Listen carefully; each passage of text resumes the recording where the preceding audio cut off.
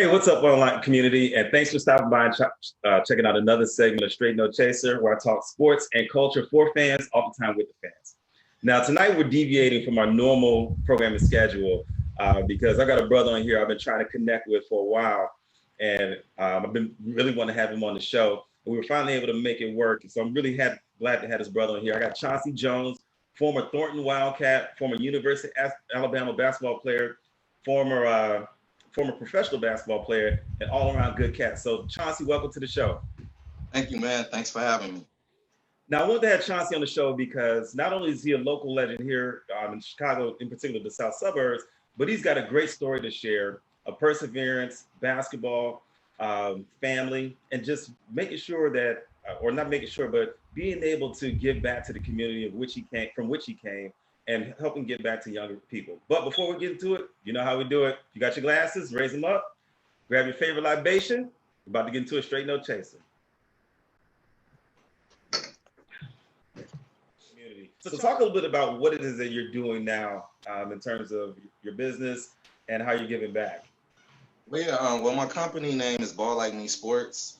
And what I do is just train athletes, and I try to share with them the importance of learning their craft and being coachable, because those are the main things. I mean, if you set your mind to do something, then you need to know about that particular industry. So that needs to be your main focus, and you need to work hard. But at the same time, you have to have a great attitude about being likable in that sense.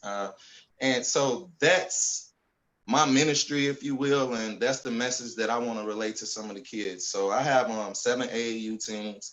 I've trained I've trained over thousands of Chicagoland kids. And like I said, man, it just seems like it was ideal that I was going to come to this point. And I love it, man. It's probably the best decision outside of, having a bone marrow transplant for my brother that I've ever made. Yeah, and one of the guys who watches the show all the time, shout out to my man Vaughn. He was talking in reference to the kids that you're working with and things like that. He's like, you mentioned that they have to be coachable and want to learn. So do you have those challenges with parents and kids that feel that they're better than what they are, or aren't as receptive to coaching or engagement? Or if you had to have that experience, I'm sure with over 1,000 kids, You knew exactly what to ask with that, man. I mean, parents and kids thinking that they're better than what they really are. It's probably the toughest part of doing this.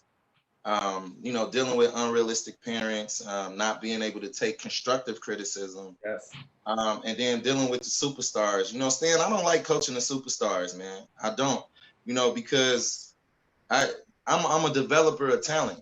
I am a trainer, man. Like, I could teach kids who don't know nothing about the game and really instruct them and set a structure for them to where they can actually turn out to be pretty good ball players. So, like, once you know and you have that type of element, you don't deal with other kids, man. And I still have some of that competitive fire a little bit. So, I kind of look at some of these guys and I'm like, man, when I play, man, I kill you, man. Like stuff like that. Right. So, I still have that little edge a little bit.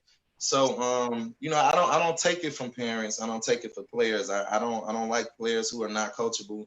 I don't like parents who bring their kids to me to train and then try to micromanage me. So I nip that stuff in the bud, and they're out of my program right away. I just don't deal with it because I don't have to. And I know what it takes, man. I'm gonna stand on that. I played at an extremely high level. I feel like I should have been a pro. So I'm not gonna take, some of that crap, man. Good. That's the hardest part of this, man, is dealing with, unrealistic parents and, big time quote unquote superstars, man. Shout out to you for having confidence in yourself and confidence in your program and your craft, because I've seen so many times where coaches kind of give in to parents, or they kind of cater to the superstars, or I should say the elite players, and they compromise who they are and who the program is at the behest of trying to satisfy this parent or this family. So shout out to you for being able to recognize that and being confident enough and kind of nipping that in the bud, because I know that's Yeah, one of the things that turns a lot of coaches off in wanting to coach and can be frustrated. it is, man. I mean, that's it. I mean, it's just like you said. I'm extremely confident in my ability. I feel like it's proven. I have the track record to show it. So I'm gonna stand on my grounds. Yeah.